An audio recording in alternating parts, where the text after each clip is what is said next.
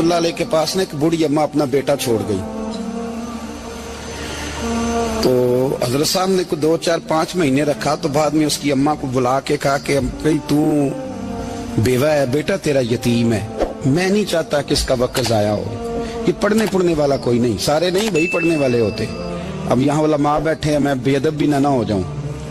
कुछ पूरे 8 साल लगा के भी आ जाते हैं, सनद भी उनके पास होती है। नाराज ना हो जाना, ये तो सब अच्छे लोग हैं, सनद होती है पर पता पुता कोई नहीं होता। ये आला हजरत ने लिखी है बात, सनद होती है, पूरी डिग्री होती है, उस पर कई लोगों के साइन भी होते हैं। तो बहुत सारे तालिब इल्म ऐसे होते हैं जो मदारस में कहते हैं मैं फाजल फलाह हूँ, लेकिन कोई शय पास। तो मौलाना सरदार अहमद साहब मुहद्दिस आज़म पाकिस्तान रहमतुल्लाह अलैह उस बूढ़ी को कहने लगे तेरा बेटा कुंद देना है, पढ़ना पढ़ाना इसने कुछ भी नहीं, तो यतीम बच्चा है, कल को तो कहेगी कि मेरे बेटे ने वक्त जाया किया तो वापस ले जा।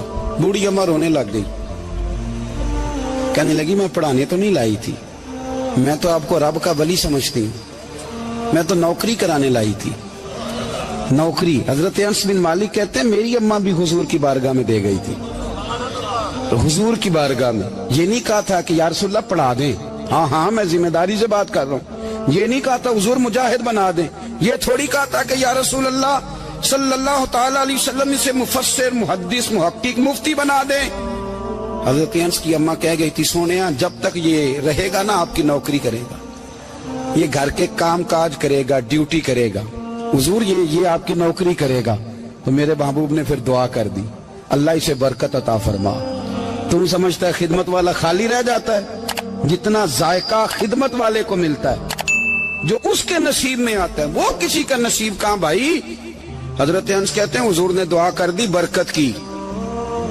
मुझे तो खेती बाड़ी आती भी नहीं थी, पर लोगों के बाग में साल में 1 दफा फल लगता था, मेरे बाग में 2 दफा लगता था। हुजूर ने दुआ कर दी अल्लाह इसे औलाद दे। फरमाते हैं मेरे बेटे, मेरे पोते, मेरे नवासे, मेरी बेटियां, फरमाते हैं मैं जिंदा हूं और मेरी 100 औलादे मौजूद हैं। परेशान हो गया 100 सुन के बच्चे 2 ही अच्छे, 100 औलादे मेरी मौजूद हैं। हजरत अनस मौलाना सरदार अहमद साहब के पास ना छोड़ गई बच्चा, कहने लगी हजरत जी मैं को पढ़ाने के लिए थोड़ा छोड़ गई हूँ, मैं तो इसलिए छोड़ के गई हूँ कि आप मेहरबानी करें, खिदमत कराएं। तो हजरत जी कहने लगे कोई ऐसा काम ही नहीं, खिदमत वाला क्या कराऊं। कहने लगी पट्ठे पवा लिया करो जी। हम लड़ पेंदे ने, कहने ने बच्चे काम कर दें मदरसे का। हालांकि अब कहाँ बच्चे काम करते हैं, अब तो गुजर गया दौर, अब तो बच्चे काम कराते हैं। अब बच्चे भी नाराज हो रहे हैं, घूर घूर के देख रहे हैं। सही कह रहा हूँ आपको, बच्चे काम कराते हैं, बच्चे कहाँ काम करते। कहने लगी ये चारा डाले करेगा आपकी भैंसों को। तो हजरत ने उसको कहा कि बीबी चारा मेरी भैंसों को डालने के लिए मैंने बंदा रखा हुआ है, तू जा ले जा। कहने लगी हाथ बांध के हुजूर मेहरबानी करें रख ले, चारा डालेगा। और पुत्र तवज्जो से चारा डालना हजरत की भैंसों को।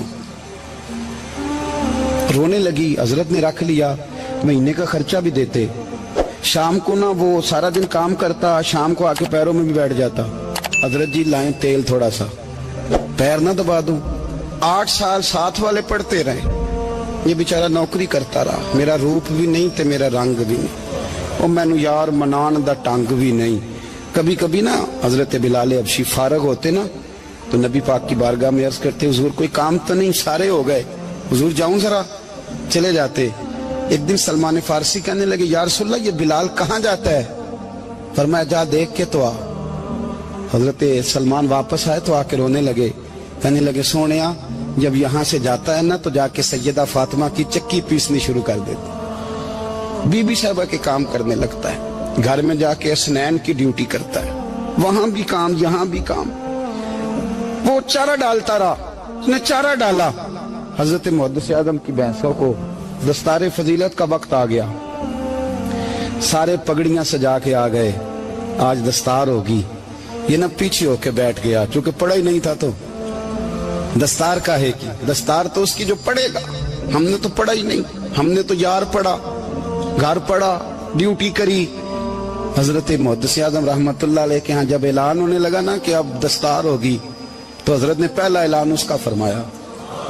तो मजान वाला बंदा कपड़े भी कदी कदी बदल देना, वो कहता है जिस हाल में भी था मैं पलट के देखने लगा कि पढ़ा पढ़ाया तो है, कोई शय नहीं, ये माजरा क्या है।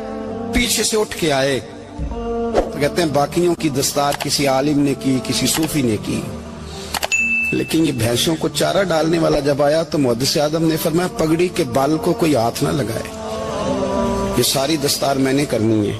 और फरमाते हैं हजरत बाल भी देते जाते थे और आंसू भी बहाते जाते थे, माथा भी चूमते थे और फरमाते थे दस्तार के बाद चला तो नहीं जाएगा यार, मुझे तो इबादत भी नहीं रह गई, मुझे तो चाबियों को भी नहीं पता कौन सी कहाँ रहती है, जाएगा तो नहीं तू? तो रो पड़ा, कहने लगा सोने जाए तो वो जिसके पल्ले कुछ है हो, आता जाता तो है कुछ नहीं, मुझे किसने रखना है, मैंने कहाँ जाना है, इधर कहाँ, तो इधर ही रहूंगा। उस तालिब इल्म के सारे उस्ताद भाई कहते हैं उसने दस्तार कराई, पढ़ा पढ़ाया कुछ नहीं, पर जो मसला अड़ जाता था ना, वो जो अड़ जाता था ना, वो जाके उससे पूछते थे तो किताबें खोलने की जरूरत नहीं पड़ती थी। हजरत उम्मे सलमा रज़ी अल्लाह ताला अन्हा कहती है मैंने अर्ज की या रसूल अल्लाह सल्लल्लाहु अलैहि वसल्लम मेरी बच्ची बड़ी बीमार है, तो मुझे किसी ने कहा है ये थोड़ी सी नशे वाली चीज है, ये बना के तैयार करके दो सही हो जाएगी, बीमार है बच्ची तो ये नशे वाली चीज है, इसको तैयार करके दो, थोड़ा नशा है। अगरचे बाज, मैंने शुरू में कहा, बाज लोग मरीज को, सख्त मरीज को ऐसी अद्वियात जो मजबूरी बन जाए उसकी गुंजाइश और इजाजत देते हैं। मुहतात उलमा तो उसमें भी बहुत सारी चीजें पहले बयान करते, लेकिन उसने कहा जी निरा नशा देना है शिफा के लिए। हज़रत उम्मे सलमा कहती है मेरे नबी पाक ने मेरी तरफ देखा, मेरी तरफ, तो मैंने कहा या रसूलल्लाह आप क्या फरमाना चाह रहे हैं? तो नबी पाक ने फरमाया उम्मे सलमा कभी नापाक चीज में भी शिफा हुई है, कभी नापाक चीज में भी, कभी शराब और खमर में भी शिफा हो सकती है। शिफा रब करीम ने रखी है पर शहद के अंदर रखी हुई है, शिफा अल्लाह ने रखी है कुरान मजीद में रखी हुई है, तो इसमें भी कभी ये हुजूर ने बयान किया है कि इसके अंदर शिफा हो सकती, तो उम्मत कितनी दिलेरी करती है जो ये मशवरे देती है कि उसके अंदर नशा है, शराब है, तो खांसी चली जाएगी तो फलानी बीमारी चली जाएगी। ना आओ इन चीजों पे, ना अपने ईमान को खराबी दो और ना ऐसी बातें करो जिससे कि दरक रसूलुल्लाह सल्लल्लाहु अलैहि वसल्लम के वाज़ेह इरशादात की मुखालफत हो। मेरे नबी पाक सल्लल्लाहु अलैहि वसल्लम ने फरमाया, और फिर कुछ लोग कहते हैं थोड़ी पी है जी। अब तो मैं तज्जिये में पढ़ रहा था कि ऐसी शराब इजाद हो गई है, लोग शराब पीते हैं और वो मस्त भी रहते हैं, कार भी चलाते रहते हैं, कहते हैं जी नहीं हमारा ज़हन माऊफ नहीं हुआ तो ये वाली सही है, नशा नहीं लाती। मेरे नबी पाक सल्लल्लाहु अलैहि वसल्लम ने फरमाया जिस चीज की थोड़ी मिकदार, ज्यादा मिकदार हराम है उस चीज की थोड़ी मिकदार भी हराम है, जिसकी ज्यादा मिकदार हराम है उसकी थोड़ी भी। तो खमर और शराब अगर फुल पीना जायज नहीं तो थोड़ी पीना भी जायज, ये हराम है और हराम थी और कयामत तक हराम ही रहेगी। मेरे नबी पाक सल्लल्लाहु अलैहि वसल्लम ने मना किया और हुजूर ने इज़हारे नापसंदीदगी फरमाया, और मैं 40 दिन तो इबादत ही कबूल नहीं होती शराब पीने वालों जब तक सच्ची तौबा ना करे। ये लफ्ज जब अदा करता हूं तो शर्म से मेरी जुबान लड़खड़ाती है कि यार दरबारों पे भी नशा बिकता है।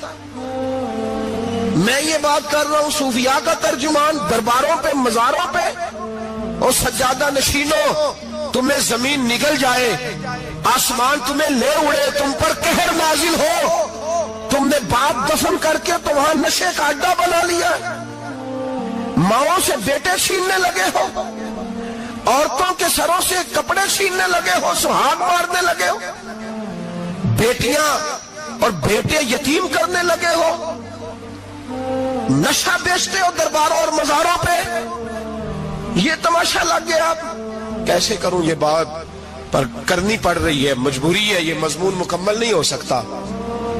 बंद कर दे वो दरबार, हमें नहीं चाहिए जिन दरबारों पे नशा बिकता है। मैं जिम्मेदारी से कह रहा हूं, बात रिकॉर्ड हो रही है।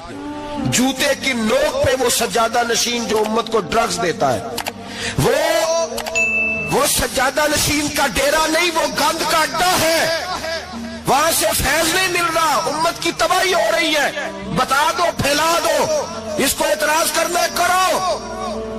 मेरे रसूल पाक सैयद आलम सल्लल्लाहु ताला अलैहि वसल्लम का दीन जरूरी है, किसी पीर की सज्जादगी जरूरी, बोलिए सज्जादगी जरूरी। बड़ी जिम्मेदारी से कह रहा हूं और नुमाइंदगी कर रहा हूं अपनी जमात की। نہ ہمارے بزرگوں نے کل اس کی حمایت کی تھی، نہ آج کرتے ہیں، نہ قیامت تک کریں گے۔ بند کر دیں وہ دربار اور مزار۔ بزرگ دنیا میں یہ کام کرنے آئے تھے، اور ہماری سوچ اتنی گر گئی ہے، اتنے ہم کمزور ہو گئے۔ کہتے ہیں جب اس کو چڑھ جاتی ہے تو پھر بڑی معرفت کی باتیں سناتا ہے۔ تجھے شرم نہیں آئی یہ لفظ کہتے ہوئے؟ اب نشئی تجھے معرفت سکھائے گا؟ اب تو شرابی سے، بھنگی چرسی سے دین سیکھے گا؟ کہتے ہیں اس نے پی ہوئی تھی، چڑھی ہوئی تھی، میں بات کر دی تو میرا کام بن گیا۔ اتنی گندی اور میلی سوچ صاحب ایمان کی ہوتی ہے، تو اب نشیوں سے جا کر دعائیں کرائے گا؟ سن، میرے نبی پاک صلی اللہ علیہ وسلم نے فرمایا جو شراب پی لے، نشہ کر لے، اس کی تو 40 دن تک عبادت رب قبول نہیں فرماتا۔ تو کہتا چڑھی ہوئی تھی تو اس نے دعا کر دی، تجھے شرم ہی نہیں آئی بات کرتے؟ حیا ہی نہیں کیا تو نہ جملہ بولتے؟ یہ کوئی تصوف اور طریقت ہے؟ جاؤ اٹھا کے لے جاؤ۔ ایسی کوئی تصوف اور طریقت ہمیں نہیں چاہیے، ہمیں وہ والی طریقت چاہیے جس میں خدا کے قرآن کی بات ہوتی ہے اور محمد مصطفیٰ کے فرمان کی بات ہوتی ہے صلی اللہ علیہ وسلم۔ تو بھائی یاد رکھو، یہ کوئی طریقہ نہیں۔ ایک مزار ہے، مجھے ایک صاحب کہنے لگے آ جائیں یہاں بھی فاتحہ پڑھیں۔ میں نے کہا یہاں کیا ہے؟ کہنے لگے تھے تو بابا جی نشہ وشا کرتے، پر سنا ہے لوگوں کی منتیں بڑی پوری ہوتی ہیں۔ مجھے جذبات بڑے کم آتے ہیں۔ میں نے اس آدمی کو گریبان سے پکڑ لی، میں کہ ادھر ہٹ، وہ تو نشہ کرتا تھا اور تو جاتا تھا، تیری یہ کیسے طاقت ہوئی؟ تو نے مجھے مشورہ دے دیا ہے، تو ہمیں کمزور سمجھتا ہے؟ ہم کمزور ایمان کے لوگ ہیں، اور میں یہاں تجھے کہوں گا نہیں نہیں میں یہاں نہیں جاتا، میں وہاں جاتا ہوں۔ بالکل کوئی لگی لپٹی بات نہیں، کھری بات۔ تصوف وہ، دربار وہ جہاں قرآن پڑھا جائے اور رسول اللہ کی حدیث سکھائی جائے، باقی کوئی مطلب نہیں کسی قسم کا۔ میں داتا صاحب کبھی جاؤں نا جلسہ کرنے کسی کام سے، کسی تقریب میں، تو میں داتا صاحب کے مزار پہ نہیں جاتا۔ میں کہتا ہوں یار یہ جرانہ نہیں کہ بندہ کسی کام آیا تھا تو فاتحہ پڑھ لی، واپس چلو گکھڑ سے اسپیشل آئیں گے داتا صاحب کے مزار پہ حاضری دیں، اور میرے سنگی گواہ ہیں کہ میں اسپیشل ٹائم نکال کے بہت سارے کام چھوڑ کے اسپیشل جاتا ہوں، اور میں مراد ماننے نہیں جاتا، میں داتا صاحب کا شکریہ ادا کر دے جاتا ہوں۔ میں ان سے کہتا ہوں حضور آپ کی مہربانی، آپ یہاں آئے تو ہمارے بڑے بھی رسول اللہ کے غلام بن گئے۔ میں تو سلام عقیدت پیش کرنے جاتا ہوں، ہم مزارات پر جانے کے قائل نہیں، بلکہ ہماری تو عقیدت کا درجہ ہی مکمل نہیں ہوتا جب تک ہم مزار پہ سلام نہ کریں۔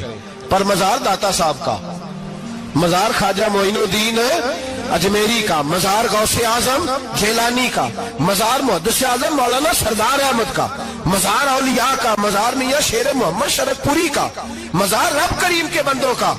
بھنگیوں چرسیوں کے مزار نہیں ہوتے، اور نام ان مزارات کے قائل ہیں، بالکل قائل نہیں ہم۔ میں تھوڑے دن پہلے لاہور گیا تھا تو میں کار میں میاں صاحب میاں شیر محمد شرف پوری کا ذکر کر رہا تھا۔ میں اپنے دوستوں سے کہہ رہا تھا یار بہت بڑا بابا ہوا ہے، تو مجھے کہنے لگی کرامت کیا ہے؟ میں نے کرامت یہ ہے کہ ساری زندگی سنت کا درس دیا ہے۔ تو مجھے کہنے لگے آپ کبھی گئے نہیں؟ میں نے کہا میں اسپیشل گیا تھا، اور تھوڑے دنوں کے بعد پروگرام بناؤں گا تو میں ساتھ لے کے جاؤں گا۔ ہم مزارات کے قائل ہیں، حاضریاں دیں گے مزاروں پہ، لیکن بھنگیوں چرسیوں کے مزاروں پر جانے کے قائل ہیں؟ زور سے بولے، یہاں جانے کے قائل ہیں؟ کوئی عقیدہ نہیں ہے ہمارا۔ نشہ بکے گا مزاروں پہ، اب یہ تصوف ہوگا وہاں، یہ طریقت ہوگی؟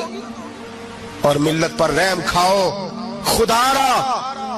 اگر تمہارے قومی ادارے کہتے ہیں رپورٹ کرنے والے کہ 70 لاکھ پاکستانی نشہ کرتا ہے، تو کیا تمہیں یہ نہیں پتا کہ نشہ بیچتا کون ہے؟ کیا تمہیں یہ نہیں پتا کہ ڈرگز کا کاروبار کون کرتا ہے؟ اگر تمہیں یہ پتا ہے تو کیا یہ خبر نہیں تمہیں کہ ان رگوں پر یہ خون اتارتا کون ہے؟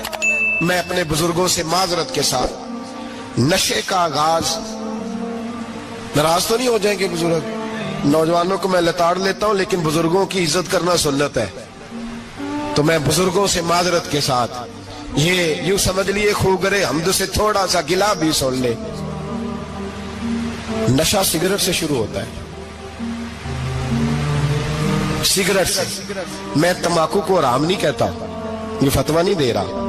تمباکو کا حکم وہی ہے جو مولی کا ہے، جو کچے پیاز اور لہسن کا ہے، کہ آپ جب کھا لیتے ہیں تو منہ سے بدبو آتی ہے، تو آپ مسجد میں آئے تو آنے سے پہلے مسواک کریں، منہ صاف کریں، پھر آپ آ جائیں۔ تو جائز ہے, مکروہ ہے لیکن حرام. لیکن تمباکو سے آگے جب حالات بڑھتے ہیں, تجزیہ نگاروں نے لکھا ہے کہ ہمارے پنجاب کے کچھ علاقوں میں اب سگریٹ سے نکال کے نا, پہلے بھی بھرتے تھے لوگ اس میں بڑا کچھ, اب پتہ ہے کہ نیا نشہ ایجاد کیا ہے, اب اس کے اندر چرس بھی بھرتے ہیں اور چھپکلی کو مار کے سکھا کے خشک کر کے اس کو پیس کے وہ ساتھ نشے کے ملاتے ہیں, اور اس کا حال یہ ہوتا ہے کہ آدمی کو زیادہ نشہ ہوتا ہے, اور کہتے ہیں وہ اتنا گند ہے کہ وہ آدمی کسی کو دانت بھی لگائے گا تو وہ بندہ بھی بیمار ہو جائے گا. کیا یہاں لوگ اسپرٹ نہیں پیتے آپ کے ملک میں؟ اور ہم کبھی سڑک پہ جاتے ہیں تو نشئی کو دیکھ کے مذاق کرتے ہیں, دیکھنا میں ہارن لگاؤں گا تو گاڑی کے ہارن سے گر جائے گا, لیکن تجھے پتا نہیں کہ یہ کسی ماں کا بیٹا ہے, پتا نہیں کسی بیوی کا شوہر ہے. ایک ہمارے دوست ہیں, بزرگ ہیں, ان کا داماد فوت ہو گیا, نشہ کرتا تھا, تو میں تعزیت کرنے ان کے گھر پہنچا تو کھڑے ہو گئے ہاتھ باندھ کے, کہنے لگے حضرت صاحب باقی ساریاں گلاں چھڑ دیو, صرف نشے پہ تقریر کریا کرو. وہ جب جیتا تھا تو تب بھی اس کے بچے یتیم ہی تھے, یتیم ہی تھے. میری بیٹی جب میرے گھر آتی تھی اور میں اپنے پوتوں کے اتنے کپڑے اسے پہننے کو دیتا تھا تو میرا کلیجہ پھٹتا تھا, اور میری بیٹی اس کی زندگی میں بھی بیوہ کی زندگی گزار رہی تھی. وہ میری بہوؤں کے اترے ہوئے کپڑے پہنتی تھی, کوئی دعا کرو, کوئی جلسے کرو, یہ لت ختم ہو جائے. اور کہنے لگا اب میرے وہ چلا تو گیا ہے, دادا دادی اس کے پہلے کوئی نہیں, چچا ہے کوئی نہیں, جب تک تو میں زندہ ہوں ان نواسوں کو کوئی روٹی کا لقمہ, کوئی کپڑا مل جائے گا, لیکن سوچتا ہوں میں بوڑھا ہوں, مر گیا تو ان کو کوئی پوچھے گا بھی نہیں, کون ان کی خبر. اتنا ظلم اس قوم سے, اتنی زیادتی, اور آرام سے لکھ کر لوگ گزر گئے کہ یہ 70 لاکھ ہے, ان کا درد تو سمجھو, تکلیف تو سمجھو. 7 فٹ کا سونا جوان اور نشے کا عادی ہے تو کسی نالی میں پڑا ہوا ہے. اور میں نے کہا اس قوم کے ساتھ اس سے بڑا بھیانک مذاق کیا ہوگا. کوئی دانشور تھا بڑا ظالم, اس ظالم سے کوئی مشورہ لینے آیا, اس نے آ کے کہا تو بڑا ظالم ہے, بڑے کڑوے مشورے دیتا ہے, میرا ایک دشمن ہے, میں اس سے بدلہ لینا چاہتا ہوں, میرا دل کرتا ہے اس کا بچہ قتل کر دوں تاکہ وہ تڑپے. تو ظالم نے کہا اسے قتل نہ کر, وہ تو اس کا باپ 2-4 مہینے رو کے چپ کر جائے گا, پھر میں سخت سزا دینا چاہتا ہوں, مشورہ دے. تو اس نے کہا اس کے بچے کو نشے پہ لگا دے, جس کا بچہ نشہ کرے گا وہ باپ روز مرے گا, روز جیے گا, وہ ماں روز مرے جیے گی, نشے پہ لگا دے. اس قوم کے ساتھ سب سے بڑا ظلم یہ ہوا کہ ملت کا جوان نشے پہ لگ گیا, ڈرگز پہ لگ گیا. اتنے تباہ حالات ہوئے کہ جوان چڑھتی جوانیاں, اماں نے کتاب دے کے بھیجا تھا, اور کالج سے واپس آئے تو نشے کے ٹیکے ہاتھوں میں پکڑے ہوئے, ٹیکے. اور آپ کے اس ملک کے اسلام آباد میں ایک دن میڈیا نے وہ خبر بھی وائرل کی اور وہ چیز بھی دکھائی لوگوں کو, 3 مہینے کا بچہ لے کے نشئی سڑک پہ آ گیا. اس نے کہا میرا نشہ ختم ہو گیا, میرا بچہ خرید لو, 2 پڑیاں دے دو. تو وہاں بیبیاں جو سن رہی تھی وہ بھی چیخے مار کے رو رہی تھی. یہ ظلم کیا اس قوم کے ساتھ, اور کرپشن کی لعنت نے اجازت دی سپلائی کرنے والوں کو کہ گلی گلی بھیجے, گلی گلی. انہوں نے کچھ تھوڑا ظلم نہیں کیا ان حکمرانوں نے. اور ہماری اپوزیشن اس کو نہ صرف اتنا پتا ہے کہ یہ جائیں اور ہم آئیں, اس سے زیادہ کوئی غرض نہیں. بھائی کرپشن کے خلاف نکلے ہو تم, نشے کے خلاف کس دن نکلو گے, جوئے کے خلاف کس دن, قوم تو مر رہی ہے نشے سے, اس کے خلاف میدان میں کب آؤ گے. صرف اتنا ہے کہ یہ جائیں اور ہماری باری آئے, اس سے زیادہ کچھ نہیں. جتنے مجرم وہ ہے اتنے ہی تم بنتے جا. سویرے سویرے نا میری والدہ, آپ کو پتہ ہے دیہاتوں میں سب نے بھینسیں رکھی ہوتی تھی, تو اماں جی یعنی وہ سویرے اٹھ کے دودھ رڑک کے اور پھر وہ جب مصلی بچھاتی تھی تب میں سمجھتا تھا کہ یہ تکلفات ہیں, چونکہ جب بندہ پڑھ دیتا ہے نا پھر اسے گنجائشوں کا بھی پتہ چل جاتا ہے.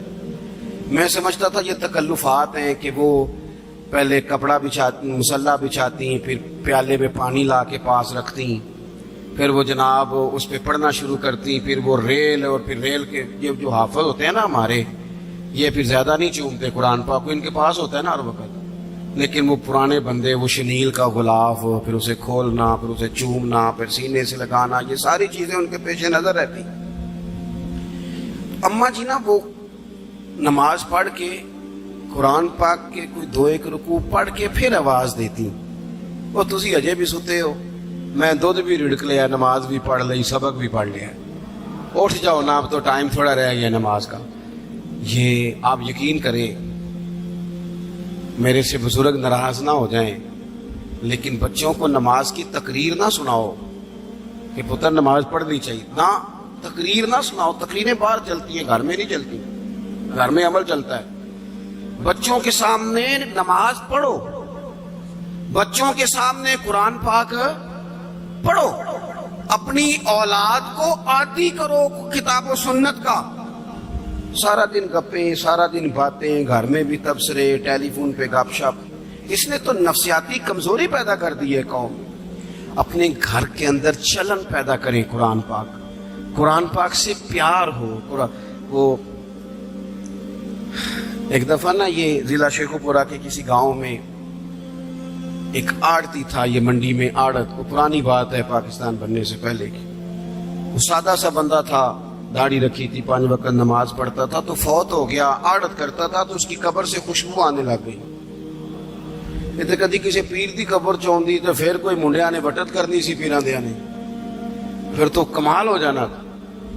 اللہ خیر فرمائے، اللہ ماشاءاللہ، پھر کوئی کہانی، کوئی کرامت ادھر ادھر سے جوڑ جاڑ کے بھی لوگ بنا لیتے ہیں، لیکن وہ سادہ آدمی تھا، قبر سے خوشبو آنے لگ گئی، شور پڑ گیا، لوگ جمع ہو گئے، بندے نا آہستہ آہستہ وہ عدت ختم ہوئی تو اس کی خاتون سے کہنے لگے کہ مثلا انگوٹھا چھاپ بندہ تھا، سائن بھی نہیں کرنے آتے، قبر سے خوشبو، آخر کوئی تو عمل ہوگا۔ کہنے لگی اسے نا قرآن پاک سے بڑا پیار تھا، پڑھا ہوا نہیں تھا تو ہر روز وضو کر کے نا دن میں 2 وقت قرآن پاک کھولتا اور پھر اس پہ لائنوں پہ انگلیاں رکھ رکھ کے چلاتا، رو کے کہتا مالکا غلطی ہو گئی ہے، میں نے پڑھنا چاہیے سی۔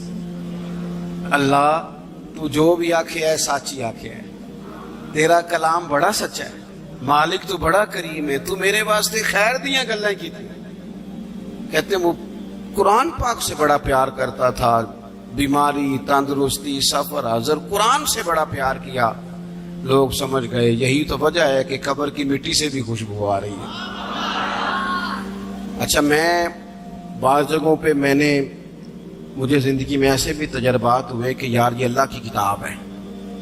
میں جہاز میں بیٹھا تھا تو موبائل پہ میں نے قرآن شریف کھول لیا، میں نے کہا چلو اتنی دیر کی فلائٹ ہے کچھ پڑھتے ہیں، تو ایک میرے دل میں بدگمانی آئی۔ کبھی کبھی پگڑی دالی والا بندہ میری طرح اللہ معاف کرے سمجھ لیتا ہے نا نیک بھی میں ہی ہوں، یہ بھی کبھی کبھی بدگمانی آ جاتی ہے۔ میں وہ تلاوت کر رہا تھا تو میرے دل میں خیال آیا یار دیکھو سارے لوگ کانوں میں ٹوٹیاں لگائی ہیں، گپیں لگا رہے ہیں، قرآن پاک پڑھ لینا چاہیے تھا۔ تو ایک نوجوان اس نے نا بال پیچھے یہاں ربڑ ڈالی ہوئی عورتوں کی طرح، پینٹ شرٹ بڑی ڈاڑھی اور بڑا جدید فیشن کا اس کا سٹائل۔ تو میرے ساتھ جو سیٹیں تھیں ان پہ وہ بیٹھ گیا اور پھر اس نے فائلوں کے اندر سے سورت یاسین نکال دی، اور جب اس کو میں نے تلاوت کرتے دیکھا نا تو میں نے دل میں معافی بھی مانگی اللہ سے، اور میرے دل میں یہ بھی خیال آیا کہ یہ اللہ کا قرآن ہے، مولوی وہ قاری صاحب، حافظ صاحب، وہ فلان صاحب اپنے جیسے لوگوں سے، نیک لوگوں کی بات نہیں کر رہا۔ وہ تو نہ پڑھے تو تو کیا سمجھتا ہے کوئی پڑھتا ہی نہیں؟ یہ تو اللہ کا قرآن ہے، یہ پڑھا جاتا تھا، پڑھا جاتا ہے اور قیامت کے بعد بھی پڑھا جاتا رہے گا۔ پتہ نہیں اللہ نے، یعنی اگر میں اور آپ نہیں پڑھیں گے تو یہ محتاج نہیں، کس سے رب پڑھوا رہا ہے، کون پڑھ رہا ہے، کس طرح لوگ پڑھ رہے ہیں۔ تو قرآن پاک سے محبت کریں۔ آج زور کے بعد پڑھ لیں گے کوئی 2 4 آیتیں،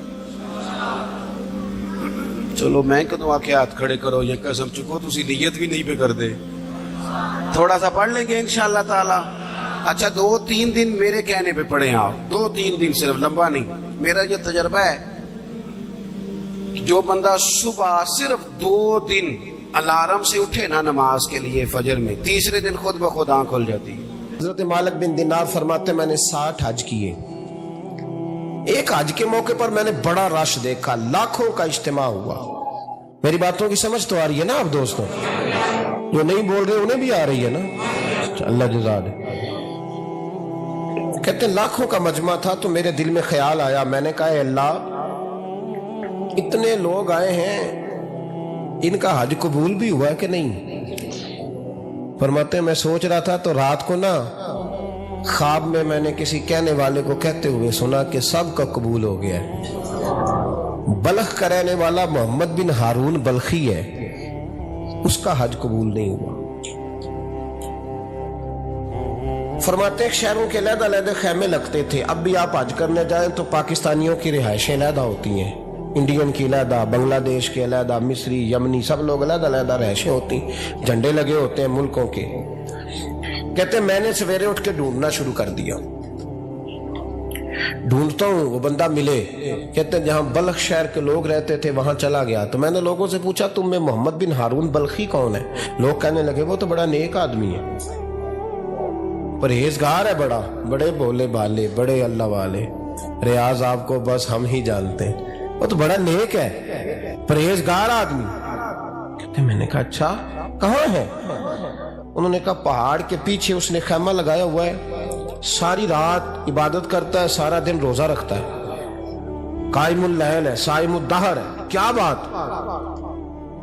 فرماتے ہیں میں ان لوگوں کی بات سن کے حیران ہو گیا کہ مجھے کیا بتایا گیا, یہ کیا کہہ رہے ہیں. فرماتے ہیں میں پہاڑ کے پیچھے گیا.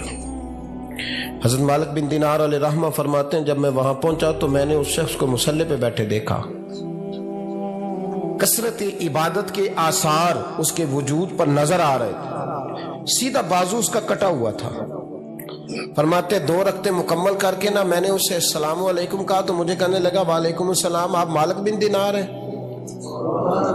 میں نے کہا بڑی اس کی فراست ہے. فرماتے پھر اس نے ٹھنڈی سانس لی, کہنے لگا آپ کو خواب آئی ہوگی کہ میرا حج قبول نہیں ہوا.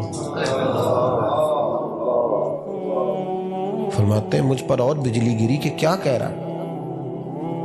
میں نے کہا یار لوگ بھی تیری تعریف کر رہے ہیں اور تیری بصیرت بھی بڑی ہے, تو یہ ماجرا کیا ہے؟ کہنے لگا آپ نہ پوچھیں. یہ کہہ کے اس نے رونا شروع کیا, دیر تک روتا رہا. میں نے کہا نہیں یار تو بتا. کہنے لگا نہیں آپ نہ پوچھیں, آپ ناراض ہو گئے. میں نے کہا میں نہیں ہوتا, تو بولنا.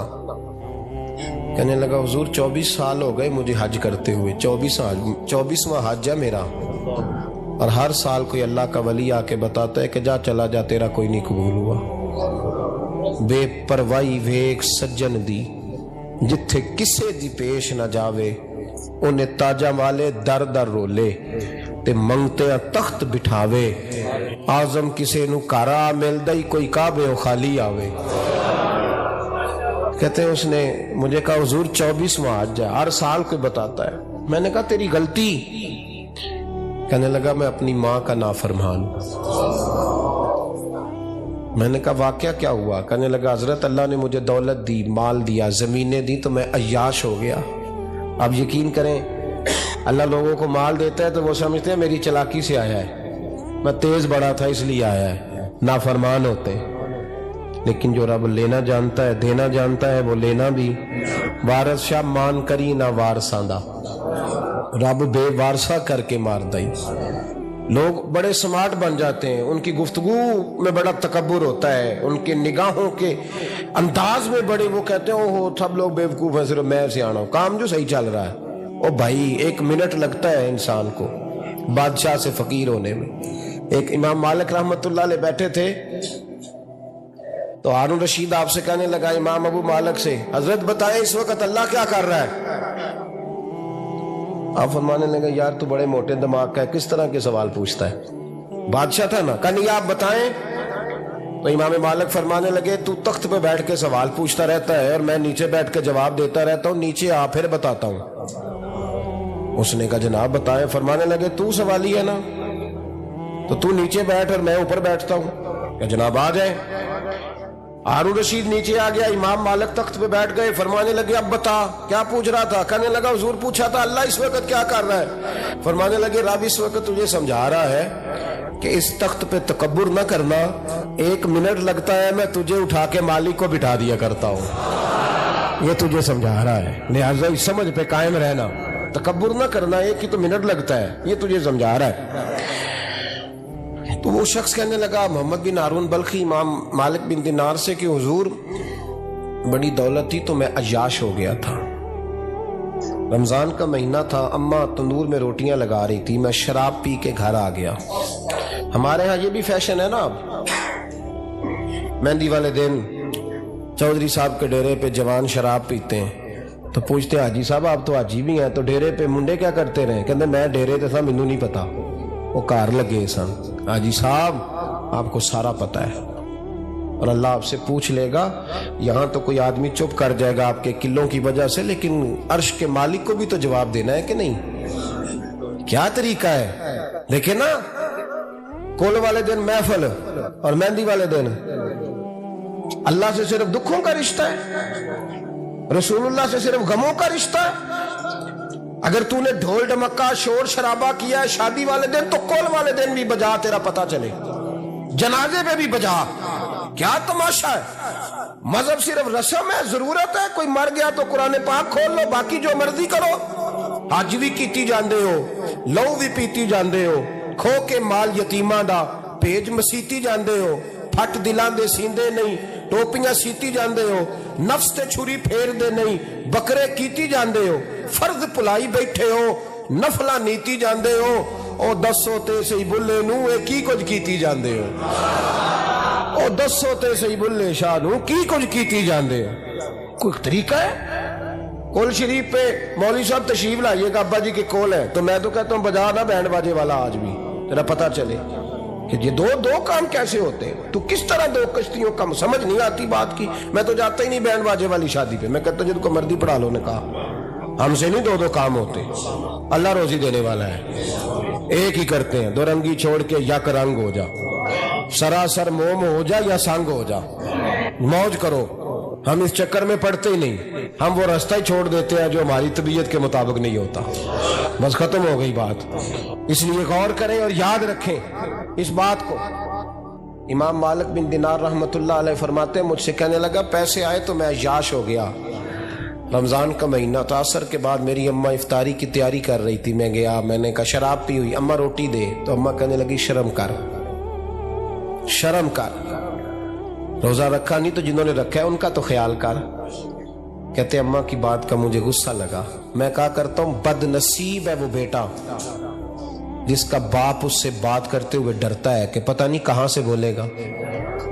بد نصیب نہیں وہ بیٹا جس کی ماں اس سے بات کرتے ہوئے سہم جاتی ہے کہ پتہ نہیں کون سی بولی بولے گا. بد نصیب نہیں کہ ماں باپ بھی جس سے کھول کے بات نہ کر سکے. حضرت مالک بن دینار سے کہنے لگا اماں نے جب کہا نا شرم کر تو مجھے غصہ آیا, میں نے ماں کو تھپڑ مارا اور میری ماں جلتے ہوئے تندور میں گری. لوگوں نے مجھے پکڑ کے اندر بند کر دیا کمرے میں.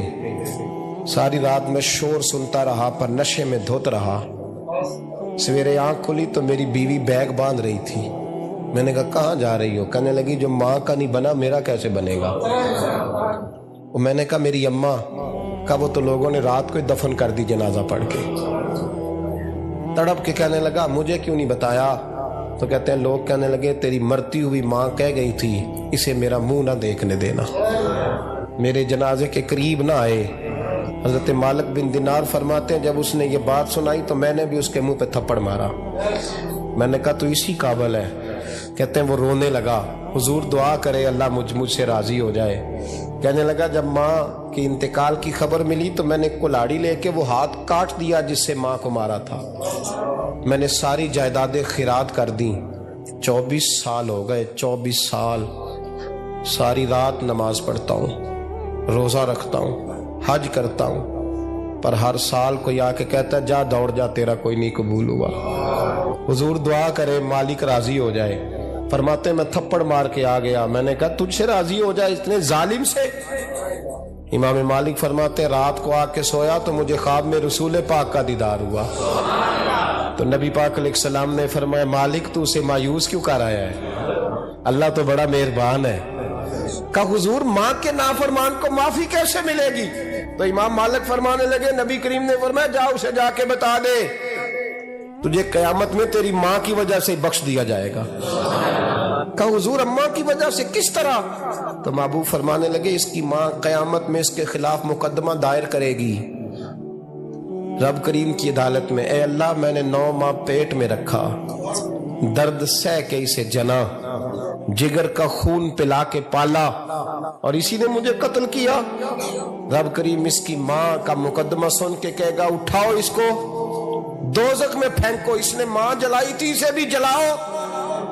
محبوب فرمانے لگے جب پکڑ کر کے مالک اس کو محمد بن ہارون کو لوگ لے جائیں گے نا جہنم کی طرف،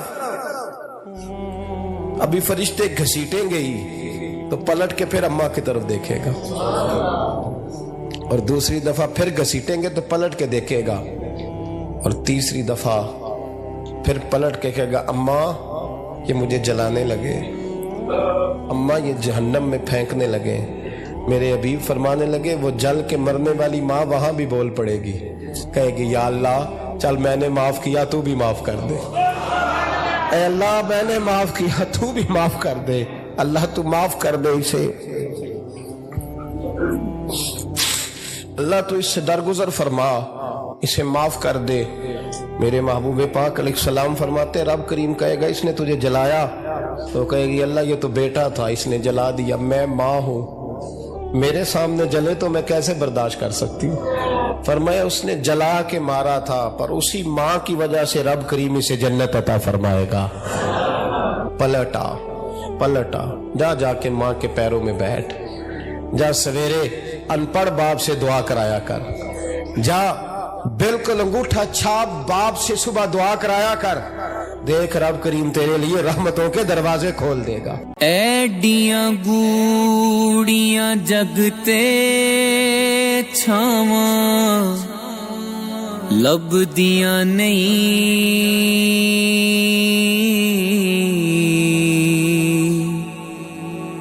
ٹر جاون ایک وار تے ماواں لبدیاں نہیں، ہائے ٹر جاون ایک وار تے ماواں لبدیاں نہیں، پتر بھاویں لکھ جہان تو مندے نے، ماواں آکھن سارے جگ تو چنگے نے۔ کیا ہوگا؟ ماں بیچاری کی ساری زندگی پردے ڈالتے بیت گئی۔ ابا نے آ کے پوچھا کہاں گیا وہ کہتی ادھر ہی تھا، مجھے بتا کے ابھی آ جائے گا، وہ مجھے کہہ گیا تھا کہ میں نہیں ادھر ہی تھا، کچھ بھی نہیں، ایسی کوئی بات ہی نہیں۔ ساری زندگی پردے ڈالتے بیت گئی۔ ابا کئی دفعہ گھر میں لڑائی کی، بیٹے کو مارا، اماں نے آگے بڑھ کے پتر کے حصے کی مار بھی کھائی، لیکن اسی بیٹے کی شادی کر دی تو اماں کو پتا چلا کہ اوہو میں تو سمجھدار ہی نہیں تھی، میرا تو پتر مجھے کہہ رہا ہے اماں تو بھی تو کبھی سیانی ہو جایا کر، اگر وہ بولتی ہے تو تو ہی چپ کر جا، تو پھر اسے احساس ہوتا ہے کہ اوہو میں تو ساری زندگی بیوقوف رہی، میں تیرا دفاع کرتی رہی، تیرے حصے کے تھپڑ کھاتی رہی، اور مجھے آج تو نے بتایا کہ تو سیانی نہیں تھی، آج تو نے بتایا کہ تو عقل مندی نہیں تھی، اماں تجھے کیا پتا، میری بیوی کے سامنے تو ہی سیانی ہو جا۔ وہ ٹوٹ جاتی ہے، بکھر جاتی ہے، وہ کبھی پلٹ کے دیکھتی ہے تو اسے بڑے سارے زخم تازے ہو کے دکھائی دیتے ہیں، وہ یار میں ہی سیانی نہیں تھی۔ سنو نا، امام حسن رضی اللہ تعالیٰ عنہ فرماتے ہیں امام حسن نے کوئی لمبا وقت نہیں اپنی والدہ کے ساتھ گزارا، چھوٹے تھے تو سیدہ فاطمہ الزہرا رضی اللہ تعالیٰ عنہ وصال کر گئیں، پر شیر خدا کے پتر کی بات دیکھیں، امام حسن کہتے ہیں لوگوں میں جب تھوڑا سا باشعور ہوا اور مجھے چیزیں تھوڑی سی دکھائی دینے لگی تو میں نے کبھی اپنی اماں کے ساتھ ایک پلیٹ میں کھانا نہیں کھایا تھا. حضور ساری دنیا کھاتی ہے تو آپ نے کیوں نہیں کھایا؟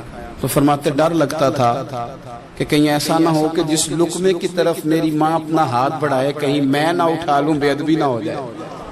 ڈر لگتا تھا. میں نے یہاں تک بھی نا، کیونکہ ماں تو ماں ہوتی ہے، میں نے یہاں تک بھی ماں کا احترام کیا. روٹی کھانے میں بھی تقدیر نہیں کی. یہاں ماں وہ کہتی ہے پیر صاحب انہوں دسیا جنا کہ میں تانوں آکھیا سی، انہیں گلاں گلاں چ انہوں آکھیا جے میرے نال بولے تے صحیح کرے، انہوں دسیو نہ میرے نال بگڑ جائے گا.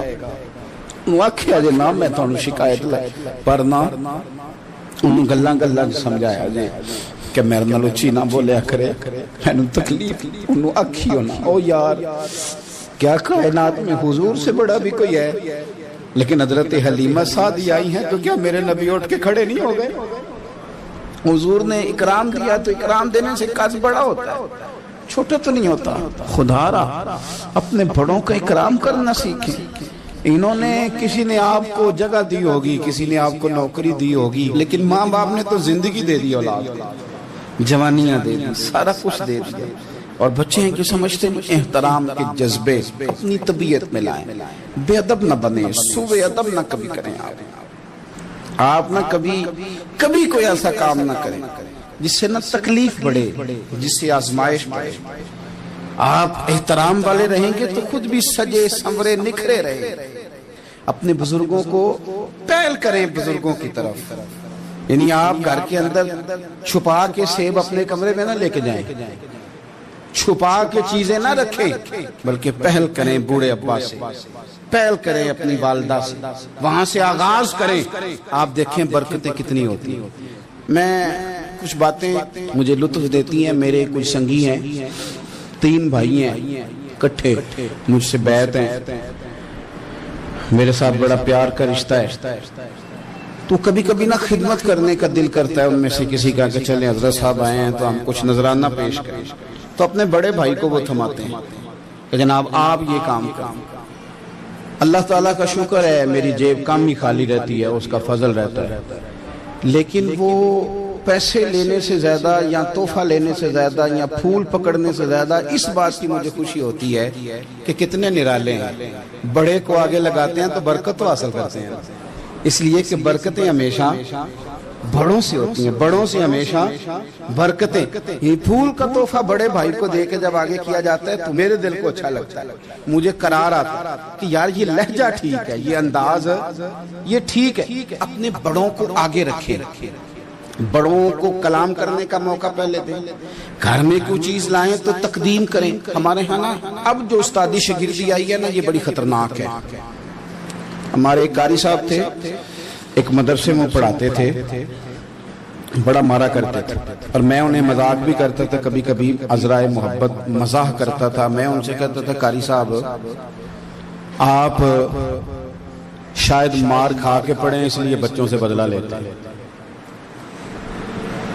تو کچھ دن پہلے، کچھ عرصہ پہلے ملاقات ہوئی تو میں ان کے ادارے کے قریب سے گزر رہا تھا تو میں نے ان کا نا وہ ڈیسک وغیرہ چیک کیا تو ان کے پاس نا سوٹی لیدہ ہوتی تھی. پائپ 2 قسم کے لیدہ ہوتے تھے، پانی والا لیدہ اور گیس والا علیحدہ. بڑا مارتے تھے بچوں.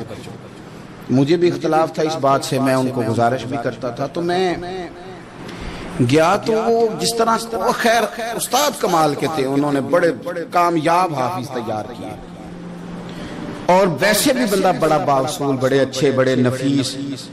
میں نے ان سے کہا کہ وہ خیر ہے چھوٹیاں کدھر گئیں آپ کی؟ کہنے لگے حضرت صاحب نہ شاگرد رہے، نہ استاد رہے، نہ وہ ماں باپ رہے. کہنے لگے پتہ نہیں 2-4 سالوں میں کیا ہوا ہے. تو میں نے کہا آپ کو تو کوئی منع کاری نہیں، میں نے کئی دفعہ سمجھایا تھا، آپ باز نہیں آتے. کہتے تھے اب آ گیا ہوں، اس لیے کہ ایک کو چھڑی مار رہے ہوتے ہیں تو دوسرا ساتھ ویڈیو بنا رہا ہوتا ہے. پہلے طالب علم اس طرح کی توہین کا رویہ استادوں کے ساتھ نہیں کرتے تھے. وہ کہتے تھے جیسے بھی ہے فیض استاد سے لینا ہے. اب آپ ذرا گھور کے دیکھیں تو کہتے ہیں لاؤ کتابیں، جا رہا ہوں بڑے مدرسے، بڑے کالج، بڑے اسکول. میں نے اپنی زندگی میں دیکھا کہ ہمارے بڑے کہتے تھے، کبھی گارا کے بتاتے نا استاد جی نے مارا ہے تو کہتے تھے کسی غلطی سے مارا ہوگا، اور اس طرح کے سخت لفظ بولتے تھے کہ ہمیں لگتا تھا کہ ہمارے بزرگ ہمارے ساتھ زیادتی کر رہے ہیں۔ وہ کہتے تھے کہ منو ہڈیاں چاہیے نے پڑیا ہو رہے، یہ لفظ کہتے تھے میرے ابا جی میری اماں، ہڈیاں دیا جی سانو پر دیا جی پڑیا۔ اب کیا ماحول ہے، ڈر آتا ہے، بچے گھورتے ہیں۔ ان کی اماں آگے کہتی ہے تو 8,000 کا مولوی ہے، میرا 1.25 کروڑ کا بچہ ہے، تیری طاقت کیسی ہوئی چودھری کے بچے کو ہاتھ لگا لی؟ اتنی تیری جرت کہ میں نے میرے بیٹے کو ہاتھ لگایا ہے؟ کروں گی نا کل بندے اکٹھے، تیری کراؤں گی چھوٹی مسجد سے، تو اتنی تیری طاقت کہ تو میرے بچے کو مارے۔ ہم نے نا پرموٹ کی چیزیں، پرموٹ۔ حضرت خواجہ حسن بصری رحمت اللہ علیہ فرمایا کرتے تھے ادب نہ ہو تو علم آ ہی نہیں سکتا، اس لیے کہ کتابیں رہنمائی کرتی ہیں، کتابوں کی ترجمانی تو استاد نے کرنی ہے۔ تو اگر آپ وہ احترام ہی نہیں ہے، وہ طبیعت ہی نہیں ہے، وہ ذوق ہی نہیں ہے، سیکھنے کا وہ خاص جذبہ ہی نہیں ہے۔ ہمارے اصحاب رحمت اللہ علیہ فرمایا کرتے تھے بہت سارے لوگ بڑے بڑے درویشوں کے پاس جا کے خالی آتے ہیں۔ حضور کیوں؟ فرماتے تھے اس لیے کہ کشکول سیدھا نہیں کرتے، پیالہ سیدھا نہ ہو تو خیرات آیا نہیں کرتے، ادب نہیں کرتے، احترام نہیں کرتے، پیالہ سیدھا نہیں کرتے۔ پیالہ سیدھا نہ ہو تو وہ تو جو دینا ہو وہ بھی نیچے گر جاتا ہے۔ احترام، ایک شخص نے نا حضرت سیدنا امیر معاویہ رضی اللہ تعالیٰ عنہ سے کہا کہ میں نے زیارت کرنی ہے حضرت امام حسین رضی اللہ تعالیٰ عنہ، مدینہ شریف جا رہا ہوں، میں نے ان کو پہلے دیکھا نہیں ہوا، تو مجھے بتائیے امام علی مقام رضی اللہ تعالیٰ عنہ کو میں کیسے پہچانوں گا؟ تو ابن عساکر دیکھیے گا حضرت امیر معاویہ رضی اللہ تعالیٰ عنہ فرمانے لگے تو مدینہ شریف جانا، ایک شخص لوگوں کے حلقے میں بیٹھ کے لوگوں کو دین پڑھا رہا ہوگا، مسجد نبی میں وہ چمکتا ہوا چہرہ لوگوں کو قرآن و سنت کی تعلیمات سے روشناس کر رہا ہوگا، اور فرمایا اس کے ارد گرد لوگ اس ادب سے بیٹھے ہوں گے کہ جیسے ان کے سروں پر پرندے بیٹھے ہوئے ہیں، ذرا حرکت کی تو پرندے اڑ جائیں گے۔ فرمایا جب وہ نورانیت والا ماحول تم دیکھو اور اتنے با ادب شاگردوں کے بیچ بیٹھی ہوئی ایک نورانی ہستی کو دیکھو تو سمجھ لینا وہی حسین ابن علی، وہی ہے امام علی مقام امام حسین، کہ جو اس احترام کے ساتھ لوگوں کو انہوں نے آداب سکھائے ہیں، اس طرح انہوں نے لوگوں کو سمجھایا ہے کہ ان کے شاگردوں کا یہ رنگ ہے کہ وہ تو سر نہیں ہلاتے کہ کہیں پرندہ نہ اڑ جائے۔ اس انداز میں جب لوگ، مجھے بات یاد آ گئی، امام احمد بن حنبل رحمت اللہ علیہ بہت بڑے محدث تھے، تو مجھے پتہ ہے اگر آپ مجھ سے پوچھیں گے نا اس دور میں فقہ سب سے بہترین کس کو آتی ہے تو میں آپ کو بتا سکتا ہوں، کیونکہ میرا شعبہ ہے نا۔ آپ پوچھیں گے صرف ناو کا استاد کون اچھا ہے تو میں بتا دوں گا کہ کہاں پہ ہے، کون ہے، میرا شعبہ ہے۔ اسی طرح سے میڈیکل کے شعبے سے وابستہ لوگوں سے آپ پوچھیں گے کہ ہارٹ کا ڈاکٹر کون سا اچھا ہے تو بتا دیں گے۔ پوچھیں گے بھئی میں نے ایک ناک کان گلے کے ڈاکٹر کے پاس جانا ہے، تو جس کا جو شعبہ ہے اسے پتا ہوتا ہے۔ مدرسے کے بچوں کو بھی پتا ہوتا ہے کہ کون سا آدمی کہاں بہترین پڑھانے والا ہے۔ ایک بزرگ تھے شاہ بقی الدین ابن مخلد، وہ کہتے ہیں مجھے پتا چلا کہ اس دور میں نبی کریم علیہ السلام کی حدیث جو سب سے بہترین پڑھاتے ہیں وہ امام احمد بن حنبل ہیں۔ ان کو حضور کی حدیث سے جو خاص شغف ہے وہ کسی اور کو نہیں۔ کہتے ہیں میرے دل میں لو لگ گئی، حالانکہ میں امیر گھرانے سے تھا، میں کشتی میں بیٹھا امام احمد بن حنبل کے پاس آنے کے لیے، رشتے میں طوفان آ گیا، کشتی اچکولے کھانے لگی، کسی طریقے سے ایک جزیرے کے ساتھ جا کے کشتی لگی، ٹوٹ گئی، بکھر گئی، میں جزیرے پہ اتر گیا، اور بھی کئی لوگ تھے۔ 1 مہینہ وہاں رہنا پڑا، بارشیں ختم ہوئی، موسم ٹھیک ہوا تو ایک کشتی دکھائی دی آتی ہوئی، فرماتے ہیں کہ وہ اس کشتی میں بیٹھا، دوبارہ بغداد گیا، مجھے سفر طے کرتے 2.5 مہینے گزر گئے، وہ جزیرے پہ مہینہ پتے کھا کے بھی گزارا کرنا پڑا۔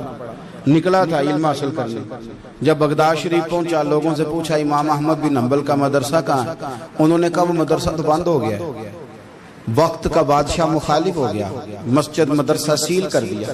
امام صاحب کہاں ہیں؟ کہا گھر کے اندر قید ہیں. ان کے گھر کو سب جیل بنا دیا, چاروں جانب پولیس کھڑی ہے, اور ویسے بھی بغداد میں کرفیو, ہر چوک چوراہے میں پولیس والے کھڑے. شاہ بقی الدین کہتے ہیں اتنا کچھ سننے کے باوجود بھی میرا جذبہ ٹھنڈا نہیں ہوا. وہ مہینے میں سفر کی صحبتیں, گو سنا تھا کہ آستانہ یار دور ہے, پر ہم نے بھی ٹھان لی تھی کہ جانا.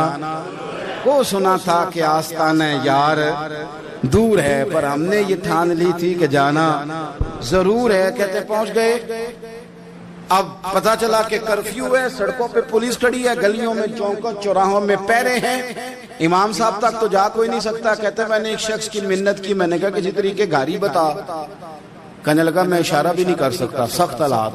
وہ کوئی طریقہ. میں نے جب زیادہ تڑپ کے کہا کہ وہ شخص کہنے لگا میں ان کے گھر کے قریب تجھے لے جاؤں گا اور گزرتے وقت صرف آنکھ کا اشارہ کروں گا. کہتے میں نے کہا یہ بھی ٹھیک ہے. ان کے گھر کے تیری تلاش میں پھرے نا ہم جنگل پہاڑ اور دشت میں. ان کے دروازے کے قریب اس نے اشارہ کیا. شاہ بقی الدین کہتے ہیں کہ میں گھر دے کے آ گیا واپس.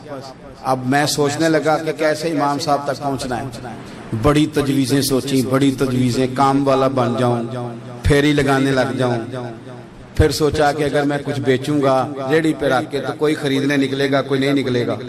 کس طرح کروں, کیا کروں, بڑی سوچیں. بالآخر میں نے طے کیا, اللہ اکبر. میں نے نہ کپڑے پھاڑ لیے, امامہ اتار دیا. فرماتے ہیں کہ ایک پیالہ مٹی کا خرید کے گلے میں رسی سے باندھ لیا, اور امام احمد بن حنبل کی 3 گلیوں پیچھے میں نے دروازہ دروازہ صدا لگانی شروع کی, فقیر ہوں, اللہ کے نام پہ لینے آیا ہوں. کہتے ہیں ایک ایک دینار مانگتے مانگتے مانگتے مانگتے آزم یار منون دی خاطر اساں کی پیس وٹائے. کہتے ہیں مانگتے مانگتے نا میں امام احمد بن حنبل کے دروازے تک آیا. امیر گھر کا بچہ تھا, بڑے پیسے جیب میں ہوتے تھے. امام کے دروازے پہ صدا لگائی, کوئی ہے اللہ کے نام پہ دینے والا؟ کہتے ہیں وہ نور بھرا دروازہ کھلا. ایک گورے مکھڑے والا, سفید داڑھی والا, سونے امامے والا, چمکدار آنکھیں, نورانی شباہت. کہتے امام احمد بن حنبل باہر آئے, اور جیسے ایک دینار میرے پیالے میں ڈالنے لگے تو میں نے ہاتھ چوم کے کہا سونیا تیرے قربان جاؤں, میں دینار لینے نہیں آیا, محمد عربی کی حدیثیں سننے آیا. کہتے امام کی بھی آنکھیں کھل گئی. کہنے لگے اس حال میں آزم یار مناؤن دی خاطر اساں کی پیس بٹائے. کہا حضور کیا کرتا, یہی ایک طریقہ رہ گیا تھا, میں تو کہاں سے چلا ہوں, کہاں پہنچا ہوں, کیا کروں. امام صاحب فرمانے لگے پھر میں بھی بڑے دنوں سے پریشان تھا, کوئی سیکھنے والا نہیں ملا, تم مل گیا. کہنے لگا حضور میں روز آ جاؤں فقیر بن کے, آپ جتنا چاہیں 2 4 5 منٹ میں مجھے حدیثیں سنا دیں, میں اگلے دن یاد کر آیا کروں. کہتے 2 سال لگ گئے. شاگرد کہاں ملیں گے ایسے, کہاں مرید ملیں گے, گزر گیا دور. کہتے ہیں کہ میں نہ ہر روز فقیر بن کے جاتا, 3 گلیاں پیچھے مانگنا شروع کرتا, کوئی شک نہ کرے. 2 سال دروازے پہ جاتا, آگے پیالہ کرتا, امام ایک دینار ڈالتے اور مصطفیٰ کی حدیثیں سناتے. کہتے ہیں حالات بدل گئے. 2 سال کے بعد حکومت بدل گئی, امام کا مدرسہ بحال ہو گیا, رش ہو گیا.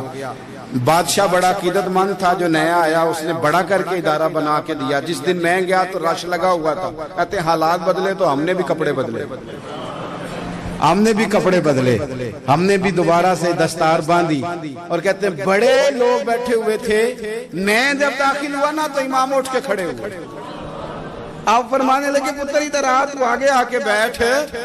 لوگ دین سیکھنے آتے ہیں, تو فقیر بن کے مانگنے آیا تھا, اور میں بھی باقیوں کو پڑھایا کرتا تھا, تجھے میں دیا کرتا تھا, اور اب باقی پڑھا کریں گے, تجھے دیا جائے گا, اور آج تجھے سینے سے نکال کے دیا کروں گا. زمانے بدل گئے, حالات بدل گئے. وہ شخص چلا گیا, کون حکمران تھا کون نہیں تھا, لیکن استاد شاگرد کے ادب کی داستان قیامت تک باقی رہے گی.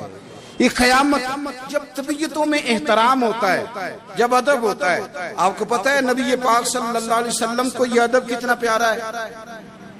نبی پاک علیہ السلام اس احترام کے جذبے کو کتنا پسند کرتے ہیں. اللہ کے پیارے رسول صلی اللہ تعالی علیہ وسلم اس جذبہ احترام سے کتنے راضی ہوتے ہیں. حضور کس قدر زیادہ چاہتے ہیں کہ میری امت ادب والی بنے. نبی پاک علیہ الصلوۃ والسلام ادب والے لوگوں کے بارے میں اتنے راضی ہیں، اتنے راضی ہیں، اتنے خوش ہیں. حضور اتنا نوازتے ہیں. میں نے یہ حدیث پڑھی تو یوں لگا کہ جیسے روح وجد کرنے لگی ہے.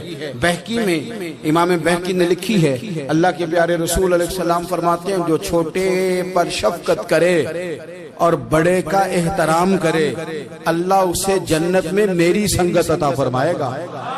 یہ میرے قرب کا ذریعہ ہے، یہ چیز میرا قرب ملے گا. شرط یہ ہے کہ ادب والے بن کے، احترام والے بن کے، کبھی بھی سوء ادب نہ کریں، کبھی کسی مقام پر بے ادبی نہ کریں.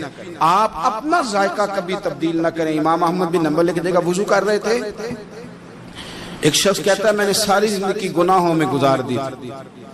تو امام صاحب نا وضو کر رہے تھے جھیل پر بیٹھ کے. تو جھیل اس طرح ہوتی ہے، پہاڑ ہیں، اوپر کو پانی نیچے آ رہا ہے.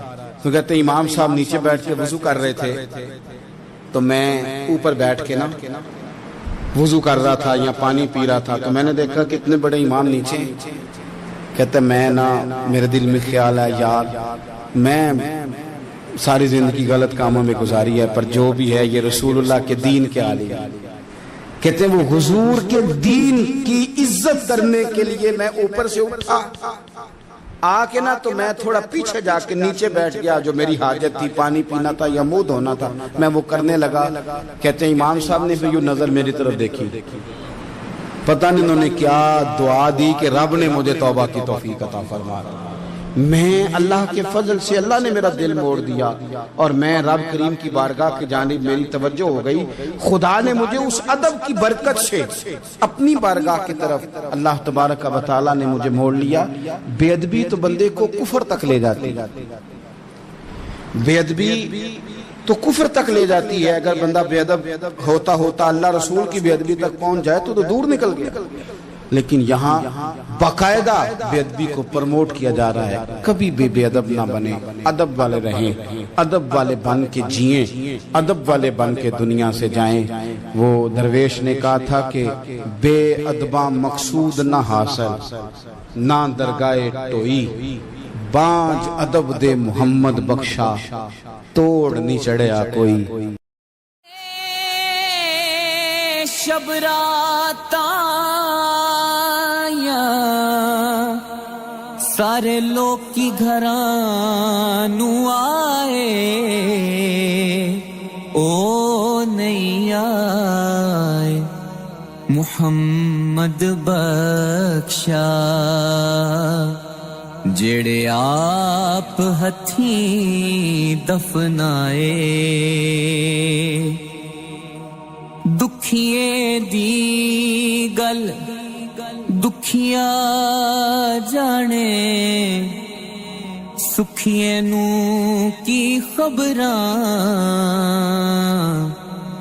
سجن جناں دے موت نے مار.